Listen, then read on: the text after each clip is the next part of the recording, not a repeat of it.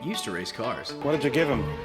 Gas money. Yeah, I did. Tell me about it. Come on. Many years. I raced cars since I was 8 years old.